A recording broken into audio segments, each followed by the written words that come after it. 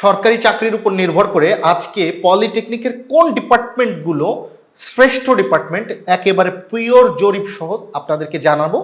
তার আগে একটু বলতে চাই যে ডিপ্লোমা ইঞ্জিনিয়ারিংয়ের সবচেয়ে গুরুত্বপূর্ণ হচ্ছে ডিপার্টমেন্ট। আর এই ডিপার্টমেন্ট সিলেকশন যদি কারো ভুল হয়ে যায় তাহলে ডিপ্লোমা ইঞ্জিনিয়ারিং করে হতাশ হয়ে যায়। অনেক শিক্ষার্থী এই ডিপার্টমেন্ট কোনটা নেবে এই বিষয়ে বিভিন্ন সোশ্যাল মিডিয়াতে পরামর্শ চায়। আর সোশ্যাল মিডিয়াতে পরামর্শ দেওয়ার জন্য নিশ্চয়ই গবেষক থাকে না, নিশ্চয়ই দক্ষ পার্সনরা থাকে না।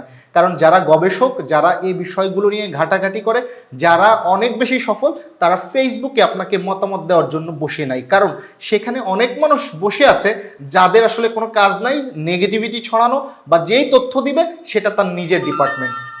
চলুন আমরা চলে যাই মূল আলোচনায়। সরকারি চাকরির উপর ভিত্তি করে আমরা ডিপার্টমেন্ট রিভিউ করতে যাচ্ছি। আর সরকারি চাকরি যাদের লক্ষ্য তাদের ডিপার্টমেন্ট সিলেকশনটা হবে এই রিভিউটা দেখে। আমরা দেখেছি 2023 সালের সরকারি চাকরির সার্কুলারগুলো অ্যানালাইসিস করে, যেখানে সিভিল ডিপার্টমেন্ট হচ্ছে সেরাদের সেরা। প্রায় 1500+ সার্কুলার হয়েছে সিভিল ডিপার্টমেন্টের জন্য। দ্বিতীয় অবস্থানে আছে ইলেকট্রিক্যাল ডিপার্টমেন্টে, যেখানে প্রায় 1100+ সার্কুলার হয়েছে ইলেকট্রিক্যাল ডিপার্টমেন্টের জন্য।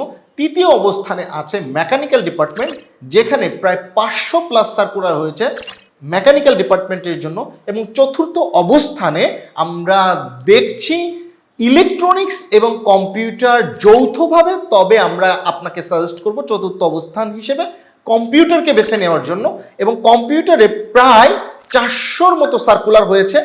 অপরদিকে ইলেকট্রনিক্সে সার্কুলার হয়েছে 639, কিন্তু পিওরভাবে 188টা, যেটা হচ্ছে শুধুমাত্র ইলেকট্রনিক্সের জন্য। কিন্তু সংযুক্ত যেটা ইলেকট্রিক্যাল ডিপার্টমেন্টের সাথে বা অন্যান্য যে সিমিলার ডিপার্টমেন্ট আছে সেই সকল ডিপার্টমেন্টগুলোতে আবেদন করতে পারতো, সেই সংখ্যা নিয়ে হয়েছে 639। যার কারণে আমরা কম্পিউটার ডিপার্টমেন্টকে চতুর্থতে রেখেছি এবং পিওর 188 হওয়ার কারণে আমরা ইলেকট্রনিক্সকে পঞ্চম অবস্থানে রেখেছি। যদিও আমরা টপ 5-এর কথা বলছি, তারপরেও একটি বোনাস ডিপার্টমেন্ট হিসেবে আপনাদেরকে বলছি পাওয়ার ডিপার্টমেন্টের কথা, যেখানে পাওয়ার ডিপার্টমেন্টের সার্কুলার ছিল 100+। এই যে সার্কুলার বিষয়ক কথাগুলো শুনলেন, এই বিষয় নিয়ে একটু আপনাদেরকে বিস্তারিত বলার দরকার। দেখেন, 2023 সালের কথা বলেছি, তার মানে সব বছর যে এমন হয় তা কিন্তু নয়। তবে বরাবরই সিভিল ডিপার্টমেন্ট সরকারি চাকরির দিক থেকে এগিয়ে থাকে।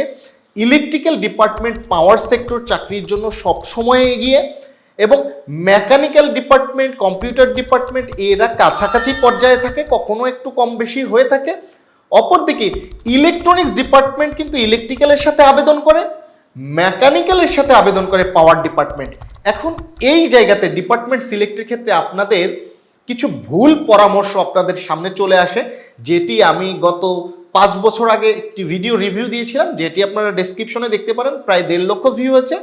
আমি বলেছিলাম যে আসলে অনেক মানুষ না বুঝে ডিপার্টমেন্ট সিলেক্ট করতে বলে, নিজের ডিপার্টমেন্টকে সাজেস্ট করে, এবং অনেকেই এমন একটা ভুল ধারণা নিয়ে অন্যকে পরামর্শ দেয় যে সব ডিপার্টমেন্টই ভালো, আপনি যে ডিপার্টমেন্টেই পড়েন সেই ডিপার্টমেন্ট পড়েই ভালো করা সম্ভব। কিন্তু এইটার সাথে আমি দৃঢ়ভাবে দ্বিমত পোষণ করছি। কারণ যেহেতু আমি একজন কারিগরি শিক্ষা গবেষক হিসেবে এই তথ্যগুলো দিয়ে থাকি এবং কাজ করছি, সেই ক্ষেত্রে আমার প্রত্যেকটি তথ্যগুলো অথেন্টিক হওয়া খুব জরুরি। সেই জায়গা থেকে আমি আপনাকে বলবো যে দেখেন, যেখানে সুযোগ নাই সেখানে আপনি কিভাবে ভালো করবেন, কিভাবে ভালো করা সম্ভব। মেকানিক্যাল পাওয়ার কখনোই সেম হতে পারে না, এর সার্কুলার দেখে আপনারা সিদ্ধান্ত নিতে পারবেন। ইলেকট্রনিক্স ডিপার্টমেন্ট এবং ইলেকট্রিক্যাল ডিপার্টমেন্ট কখনোই সেম হতে পারে না, এর সার্কুলার দেখে সিদ্ধান্ত নেবেন। সরকারি চাকরির ক্ষেত্রে আপনার যদি চাকরিটাই না থাকে তাহলে আপনি সেখান থেকে ভালো করবেন কিভাবে?